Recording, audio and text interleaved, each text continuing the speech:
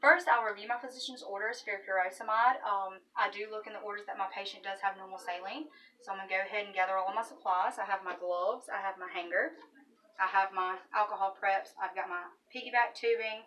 I have my medication prepackaged from the pharmacy, so I do not have to reconstitute it. I check for color, clarity, and expiration date. It is good to go. I'm going to check into my IV medication handbook to make sure my furosemide is compatible with the normal saline. And I'll look, and it is compatible.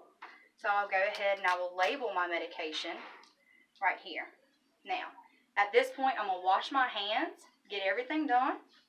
I'm going to enter into my patient's room, knock, knock, knock, introduce myself. Good afternoon. My name is Marlon Howell. I'll be your student nurse today. I ask my patient to please state his name and his date of birth, and he tells me his name and date of birth. And I ask if he has any allergies. The patient says no, he doesn't have any allergies. I'll explain to him that what I'll be doing is hanging an IV piggyback of his medication that the doctor ordered. I want to check his IV line to make sure that it is intact and infusing properly. There's no redness, erythema noted. Patient says he feels fine. Okay, so I'll begin getting started with the process. Now, what I will do is I'm going to maintain aseptic technique while I spike my bag.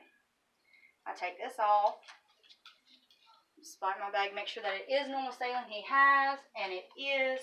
My medication is labeled for furosemide, so what I'll do is I'm going to go ahead and I will hang this medication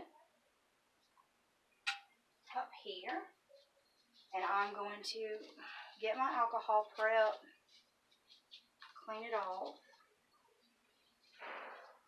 get the main tubing, prime it up, it's cleaned, connected. Alright, and now I will do the backflow. That is opening up my line, dropping it down, priming my tubing. It is primed. Ask my patient how he feels. He says he feels fine at the moment. Just pick up my label. Alright.